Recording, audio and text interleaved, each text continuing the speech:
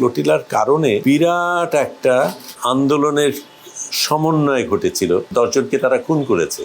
একদম শুরুর দিকে যে ফ্লোটিলাগুলি গিয়েছিল সেগুলি কিন্তু গাজায় গেছে। গ্লোবাল ফ্লোটিলা এটার উদ্দেশ্য সম্পর্কে জানতে চাচ্ছি। ইসরায়েল যে অন্যায়গুলি করছে, বহু বছর ধরে করছে, এটার ব্যাপারে আমরা অনেকেই সচেতন এবং অনেকেই প্রতিবাদী, অনেকে ভীষণভাবে ক্ষুব্ধ, কিন্তু এটাকে কোনোভাবেই ঠেকানো যাচ্ছিল না। এবং সত্যিকার অর্থে পাশ্চাত্য দেশগুলি যেভাবে ইন্ধন দিয়েছে, ইসরায়েলকে যা খুশি করার সুযোগ দিয়েছে এবং এক অর্থে সক্রিয় ছিল এই গণহত্যার মধ্যে, সেখানে আমাদের মনে হয়েছিল নিজেদের কিছু করা দরকার। কারণ সরকারগুলি কেউই করছে না এবং অন্তত যাদের থেকে আমরা আশা করি, ইউনাইটেড নেশনস অনেক কিছু বলেছে, তাতে কিছু হয়নি। কাজে আমাদের মনে হয়েছিল আমরা নিজেরা যদি কোনো কিছু করতে পারি। এবং ফ্লোটিলা কিন্তু এখন না, অনেক বছর আগের থেকেই শুরু। এবং প্রথম ফ্লোটিলাগুলি যখন হয় তখন আমি নিজে সরাসরি যুক্তও ছিলাম না। আমি যুক্ত থাকতে চেয়েছিলাম, কিন্তু তখন যোগাযোগের সমস্যা ছিল, নিরাপত্তার ব্যাপার ছিল, কাকে সুযোগ দেওয়া হবে হবে না সেগুলি ছিল। তো এটা সেই অর্থে আমি এক সময় জানতে পারি যে একটা বিশেষ ফ্লোটিলা যাচ্ছে সাংবাদিক এবং স্বাস্থ্যকর্মীদের নিয়ে। তো সেটা হবে জেনেছিলাম, কিন্তু কোথায় হবে সেটা জানতাম না। আমি নিউ ইয়র্কে গিয়েছিলাম ইউনাইটেড নেশনস জেনারেল অ্যাসেম্বলিতে যোগ দেওয়ার জন্য। ওখানে আমার এক বন্ধু, একজন প্রফেসর, ফটো জার্নালিজমের প্রফেসর, তার সাথে নৈশভোজের সময় উনি তখন বলেন যে এই ফ্লোটিলাটা এখনই যাচ্ছে।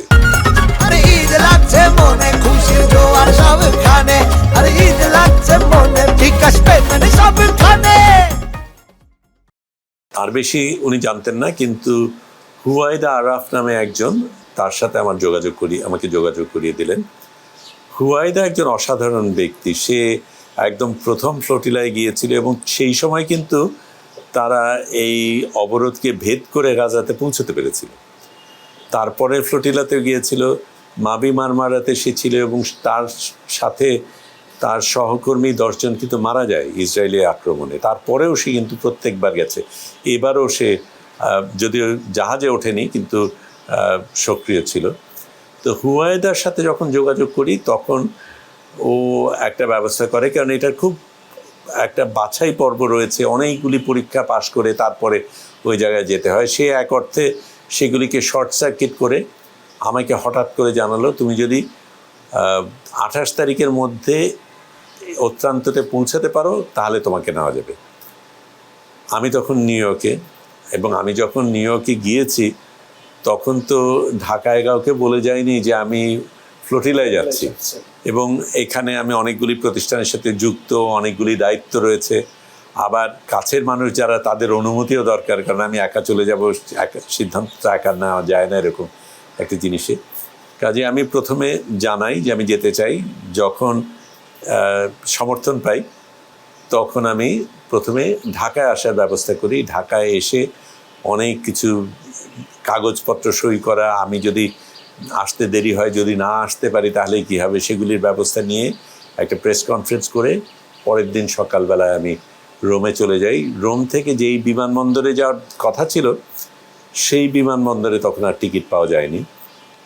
তখন রোম থেকে 10.5 ঘন্টা বাসে করে লেচে নামে একটা জায়গায় যাই, সেখান থেকে আরও 2টো বাস, আরেকটা ট্রেন, বাকি পথ হেঁটে আমি গন্তব্যস্থলে পৌঁছাই।